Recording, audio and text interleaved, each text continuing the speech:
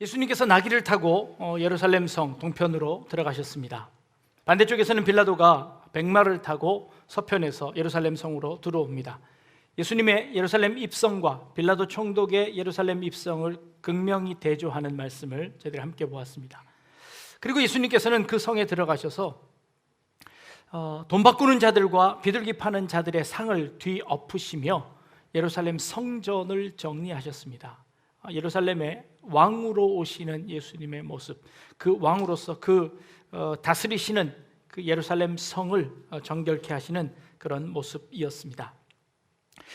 예수님께서 그 하루 일정을 마치시고 예루살렘 성을 나오셨다가 베다니, 벳바게라고 하는 그곳으로 잠시 나오셨다가 그 다음날 아침에 이제 다시 예루살렘 성으로 들어가시는 그런 장면입니다. 예수님께서 이른 아침부터 나오셔서 아침을 드시지 못하셨을까요? 배가 고프셨습니다. 시장하시던 차에 저기 보니 무화과 나무에 잎이 무성하게 열려 있었습니다. 그곳에 가면 무화과 나무 열매를 얻을 수 있겠구나 생각하시고 가시다가 보니 이 무화과 나무가 열매가 하나도 없는 겁니다. 그러자 그 자리에서 예수님께서 그 나무를 저주하십니다. 이제부터 영원토록 네가 열매를 맺지 못하리라 하고 저주하시니 이것이 곧 말라 비틀어지는 겁니다. 제자들이 깜짝 놀랐지요. 주님, 이것이 어찌 된 일입니까? 라고 말씀하자 예수님께서 이렇게 말씀하십니다.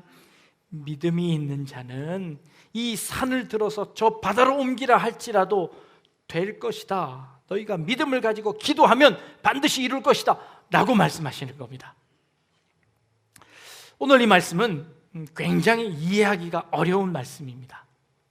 도대체 예수님께서는 왜 짓궂게 애꿎은 그 무화과 나무를 저주하셨을까요? 아침을 챙겨주지 못한 제자들을 혼내시거나 아니면 예수님의 앞신상을 준비하지 못한 여인들에게 혼을 내시든지 하셔야지 왜 애꿎은 무화과 나무를 저주하셔서 그렇게 하시는 겁니까? 예수님께서 일생 동안 기적 중에서 저주하신 기적, 저주를 통해서 기적이 일어난 것은 이곳이 단 한 건입니다. 예수님은 모든 기적들은 다 사람을 살리는 기적이었습니다. 죽이는 기적을 베푸신 것은 이곳이 유일합니다. 예수님께서는 왜 이런 기적을 베푸셨을까요? 사람들이 고민하기 시작했습니다. 그래서 낸 대답이 이렇습니다. 첫 번째는 이 예수님의 괴팍한 성격이 여기서 드러났다라는 해석입니다. 예수님께서 배가 고프시니까 평상시에는 괜찮은데 이 배고파지면 승질나는 사람들이 가끔 있죠. 네, 이게 배가 너무 고프셔서 이 예수님의 이 감추어진 이 성격이 폭발해서 예수님께서 화를 내시면서 이 무화과 나무를 저주하셨다라는 겁니다. 여기는 이제 동의하기 쉽지 않죠. 네, 그렇습니다. 두 번째 견해는 이렇습니다. 예수님께서 지금 예루살렘에 왜 들어가시나요? 십자가를 지시고 우리를 구원하기 위해서입니다. 십자가를 지신다는 것은 인간으로 가질 수 있는 그 엄청난 고통을 짊어지시는 겁니다. 예수님께서 일생일대의 최고의 그 스트레스를 받으시자 그 스트레스로 인해서 그 예수님의 마음이 번민이 생기면서 이렇게 화가 났다는 겁니다. 이것은 예수님의 아주 인간적인 모습이 드러난 것이다. 예수님의 그 고통 앞에서 정말 우리와 똑같은 사람으로서 그 인간적인 모습으로 화가 나셔서 이걸 저주한 것이다 라는 것이지요. 이 견해는 여러분들이 잘 아시는 그 슈바이처 박사가 쓴 논문에 이렇게 해석을 하고 있습니다. 예수님께서 인간적인 모습을 드러내기 위해서 그렇게 하셨다라는 것입니다. 이 말씀도 잘 와닿진 않습니다. 그래도 예수님인데 예수님이 그거를 참지 못하시고 이렇게 화를 내셨을까요? 그래서 많은 성경의 주석가들은 이 본문을 해석하는 데 있어서 여러 가지 영해들을 열매 맺지 못하는 무화과를 쓸모도 없으니 하셨다라고 여러 가지 해석들을 합니다. 그러나 그 해석들이 사실은 아주 쉽게 풀어질 그런 단초들이 있음에도 불구하고 그것을 알지 못해서 이 본문을 해석하지 못했다는 겁니다. 같은 본문에 사건을 기록하고 있는 마가복음에 가보면 예수님께서 무화과 나무에 열매가 없음을 보고 그 무화과를 저주하셔서 그 무화과를 마르게 하셨습니다. 그런데 그 뒤편에 뭐라고 되어 있냐면 그때는 아직 무화과철이 아니더라 라고 되어 있습니다. 이 마가복음에 한술 더 떴습니다. 아니, 무화과철도 아닌데 무화과 나무에게 가서 무화과 나무 열매가 없다고 화를 내시는 예수님, 이게 도대체 어떻게 해석할 수 있나요? 여기에는 우리가 그 유대인들의 풍습과 유대인들의 그 언어들을 잘 알지 못했기 때문에 생겨나는 오해였습니다. 그들이 사용하던 단어들 중에서, 히브리어 중에서 이 무화과라는 단어가 두 가지가 있습니다. 하나는 파게라는 단어가 있고 하나는 테나라는 단어가 있습니다. 파게는 아주 어린 무화과를 일컫는다라고 그 사전에는 나와 있습니다.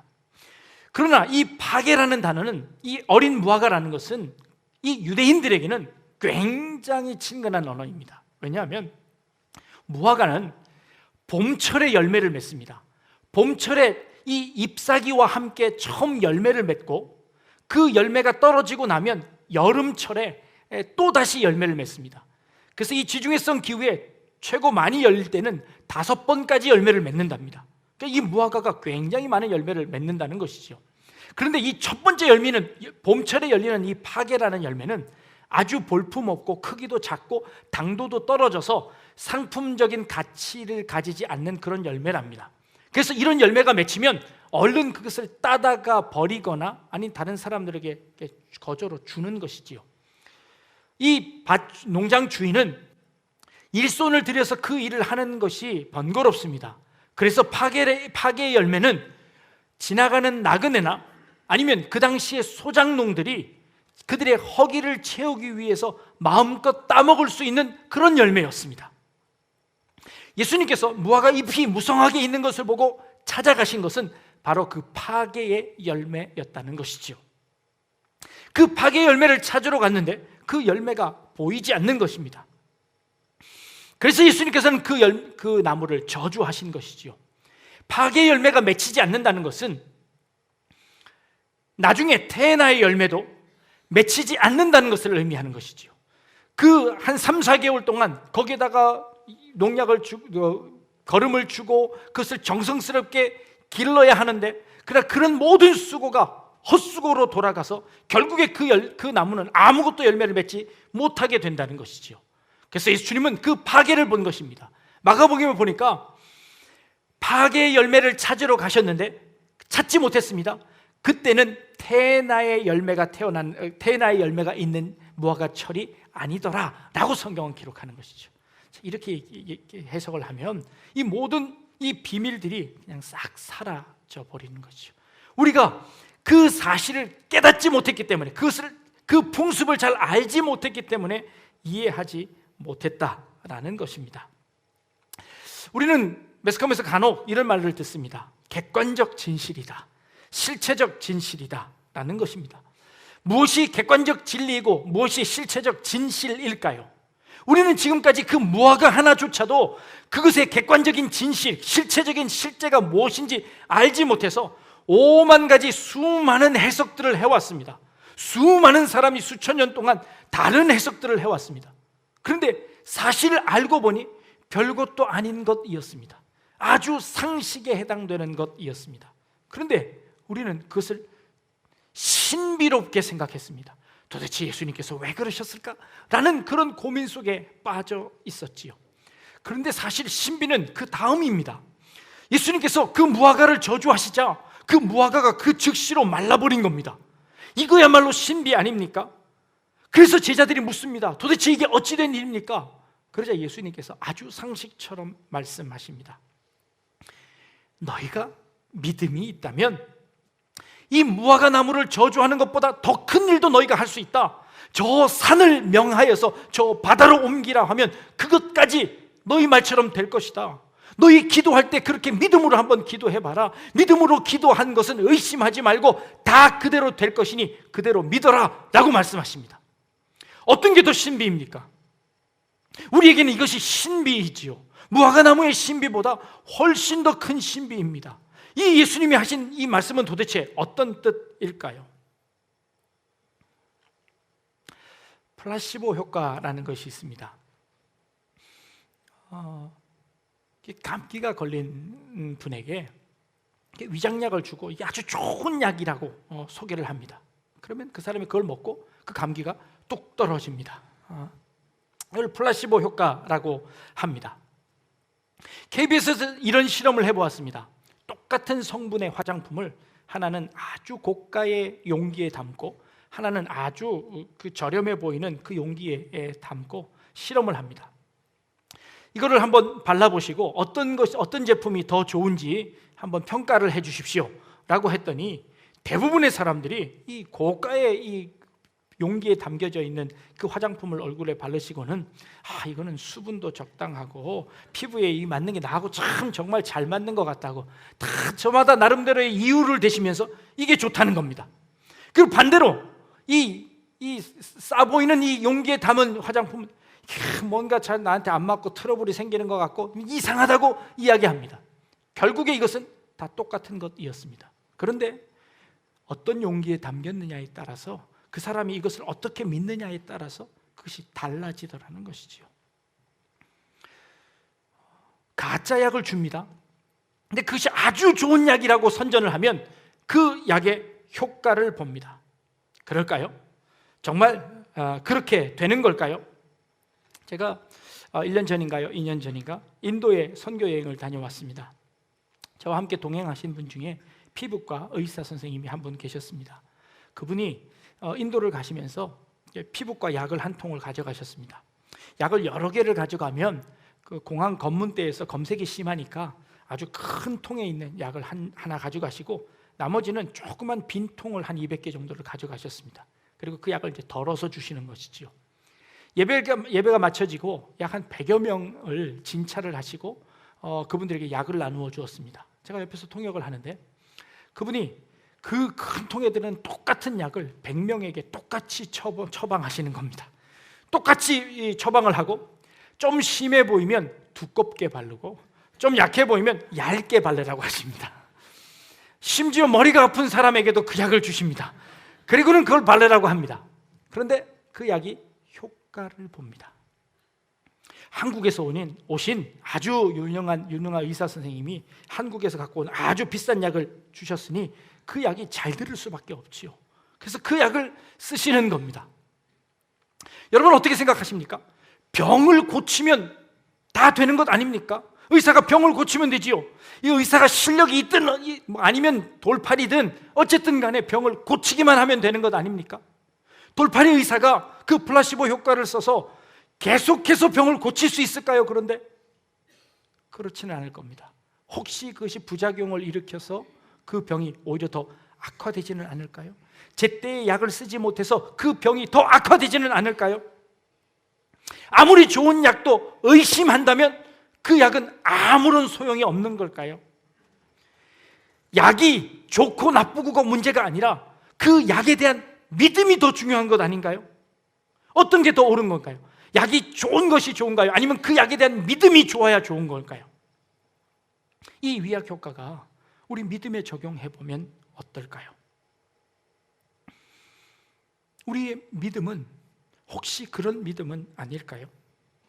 그 피부과 의사 선생님이 저녁 시간마다 신학교를 다니셔서 목사 안수를 받으셨습니다.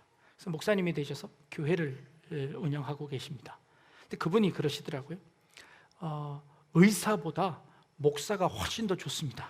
좋은 이유를 두 가지를 대시는데 첫째는 피부과에 앉아 있으면 늘 같은 환자들이 온답니다. 그래서 너무 따분하게 매일 같은 일, 같은 말을 계속 반복해야 된답니다. 그게 자기는 곤욕인데 목사가 돼 보니까 매주 다른 말씀, 새로운 창작을 한다는 것이 얼마나 기쁜지 모른다고 이야기하십니다. 그분이 아직 그 창작의 고통을 모르셔서 그렇습니다.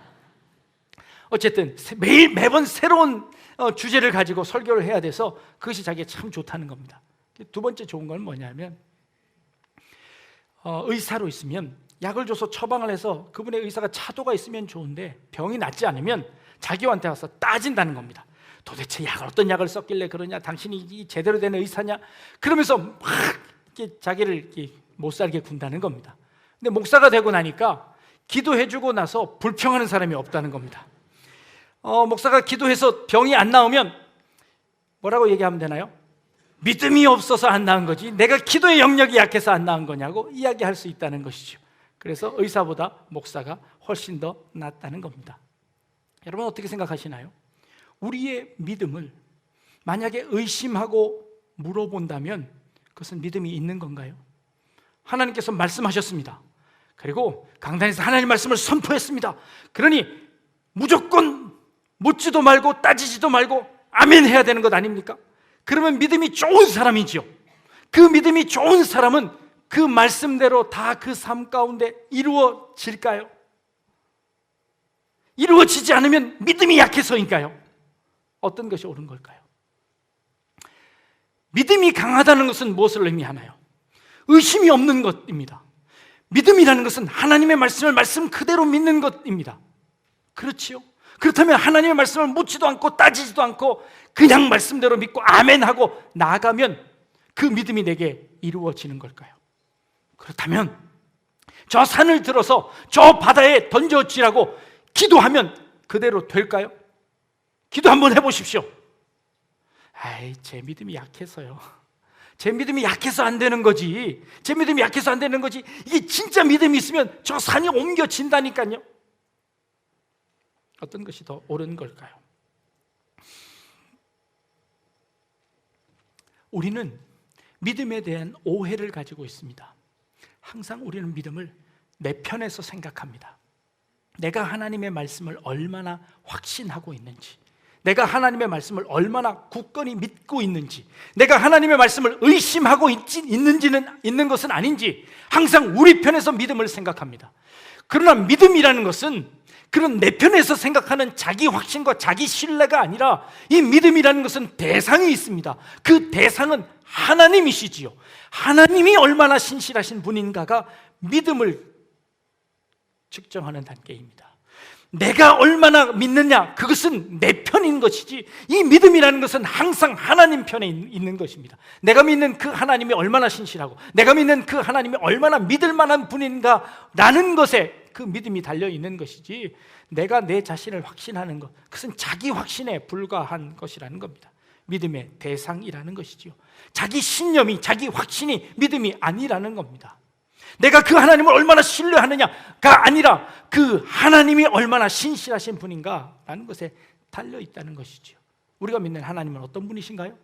그 하나님은 온 우주 만물을 만드신 분이십니다.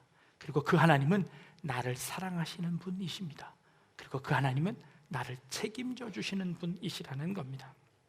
어느 고개사가 폭포 위에다가 긴 줄을 하나 매달아 놓고요, 그 폭포 위를 아무것도 가지지 않고 그 줄 위를 걸어갑니다. 얼마나 사뿐사뿐 잘 걸어가는지 사람들이 눈이 휘둥그레졌습니다. 그 고개사가 그 폭포 위에 있는 줄을 건너갔다 옵니다. 사람들이 박수를 치고 환호성을 칩니다. 그러자 이번에는 그 고개사가 자기 등 뒤에 의자 하나를 이렇게 탁 묶습니다. 그리고 이번에는 사람을 태우고 그 줄을 건너가고 오겠다고 이제 장담을 합니다. 그러자 사람들이 박수를 치면서 정말 당신은 그럴 만한 능력이 있습니다. 정말 당신은 그렇게 할 줄로 믿습니다. 하고 사람이 박수를 칩니다.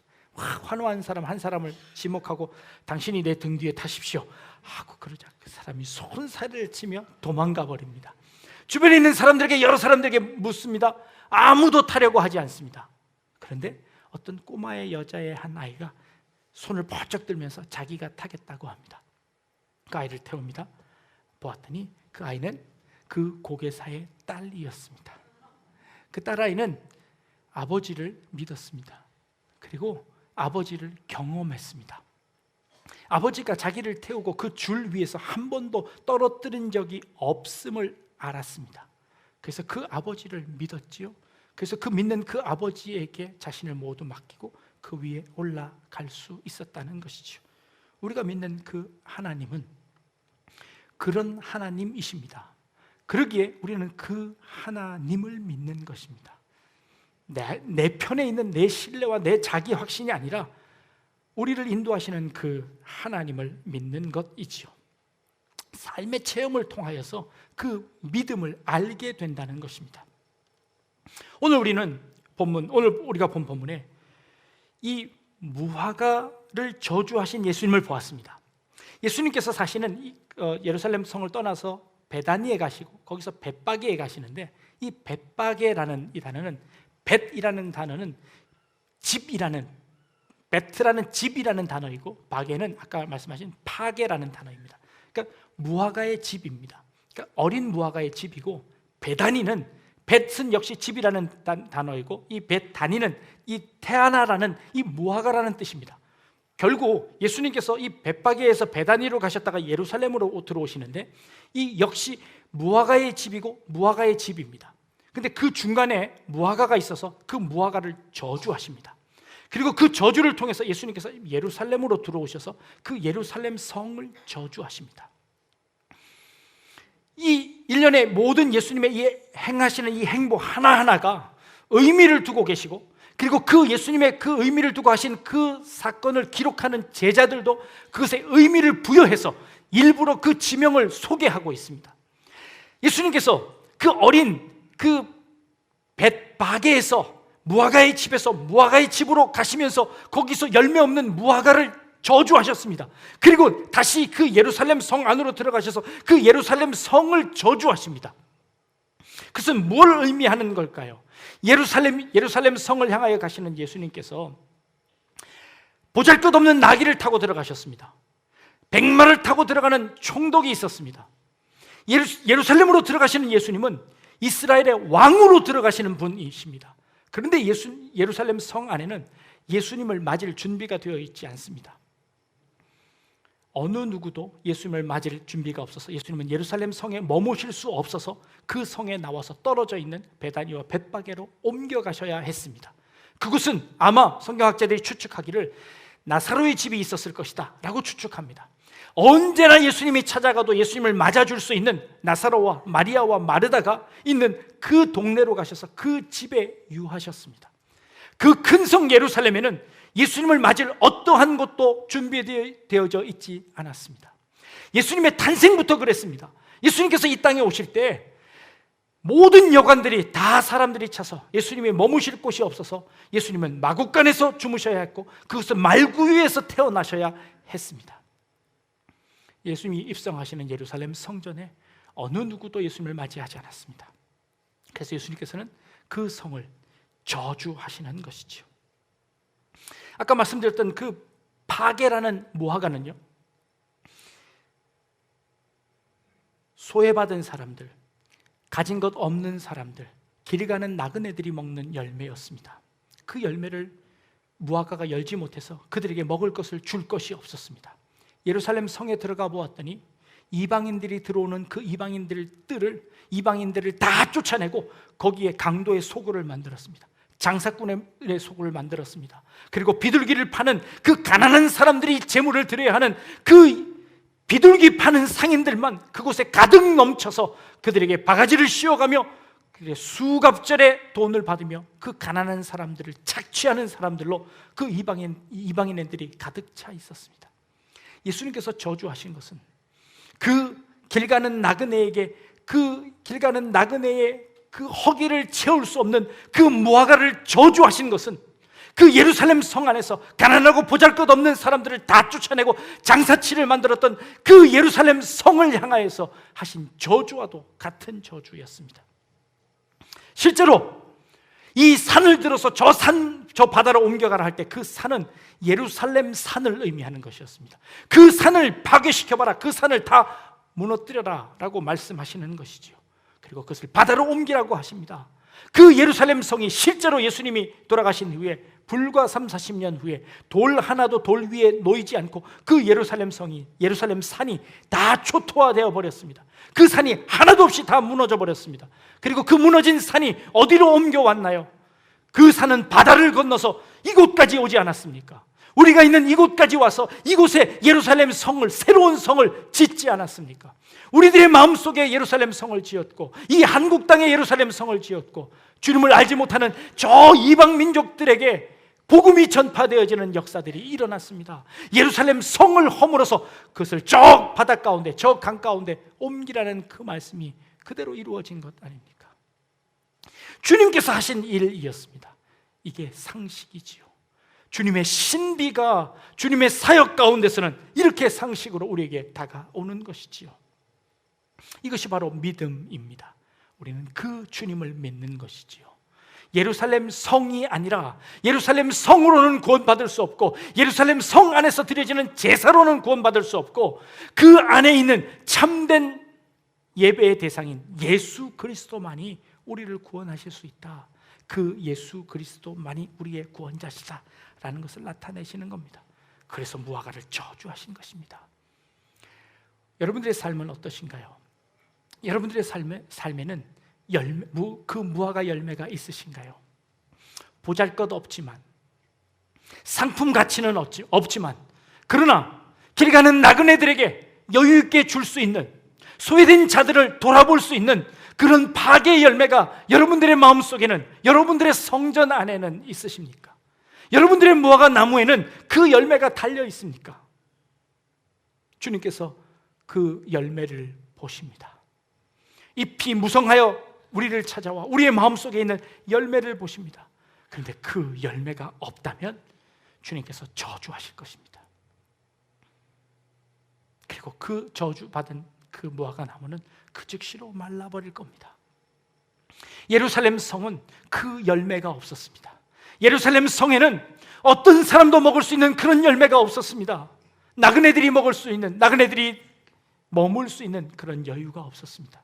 그런 열매가 그들에게는 없었습니다. 그래서 그 예루살렘 성은 멸망당하고 말았습니다. 우리 약대중앙교회 안에는 누구든 찾아와 허기를 채울 수 있는 그런 무화과 나무가 열려있기를 원합니다. 여러분들의 가슴 속에, 여러분들의 삶 속에 이런 아름다운 열매를 맺는 그런 우리 성도님들 다 되실 수 있기를 주님의 이름으로 축복합니다. 기도하겠습니다. 하나님, 열매 없는 무화과 나무를 저주하셨던 주님, 열매 없는 예루살렘 성을 저주하시고 그 성이 무너지도록 초토화되어 버리는 역사적인 사실들도 저희들 확인합니다.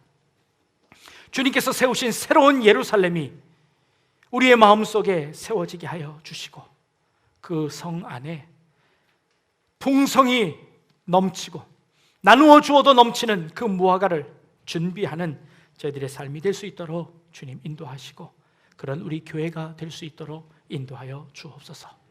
그래서 주님 앞에 온전히 믿음으로 살아드리는 그런 우리 성도님들 되게 하여 주옵소서. 감사드리며 예수님의 이름으로 기도합니다. 아멘.